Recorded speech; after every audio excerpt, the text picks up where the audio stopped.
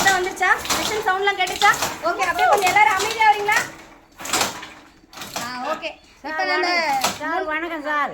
ரொம்ப கஷ்டமாக இருக்குது, சாப்பாட்டுக்கு ரொம்ப கஷ்டம். எனக்கு கை செலவு கஷ்டம். இந்த கொட்டை உடச்சி தான் நான் வந்து காமந்து பண்ணுறேன்.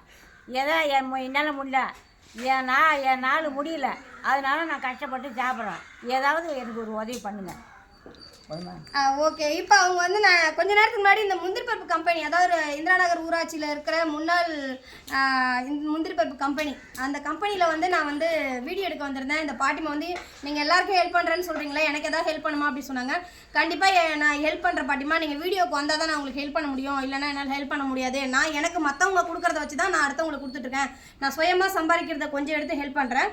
பொதுமக்கள் எனக்கு கொடுக்குறத நான் இன்னும் சேர்த்து ஹெல்ப் பண்ணுறேன். ஸோ அதனால் நீங்கள் உங்களோட நிலைமையை சொன்னால் தான் நான் யார்கிட்டயாவது இந்த வீடியோ காட்டியோ, இல்லை என் ஃப்ரெண்ட்ஸ் சர்க்கிள்லையோ, இல்லை என்னோட யூடியூப் சர்க்கிள்லையோ சம்மந்தப்பட்டவங்க எனக்கு ஹெல்ப் பண்ணுவாங்க. கண்டிப்பாக நான் உங்களுக்கு ஒரு மாதத்துக்கான மளிகை ஜாமான் வந்து நான் இந்த கம்பெனிலே வந்து ஃப்ரீயாக கொடுத்துட்டு போகிறேன். அதாவது ஃப்ரீயானா நான் கொடுக்கல, பொதுமக்கள் கொடுப்பாங்க, நான் வாங்கி தரேன் பாட்டிமான்னு சொன்னேன். ஸோ பாட்டிமா வந்து வீடியோவுக்கு வந்திருக்காங்க.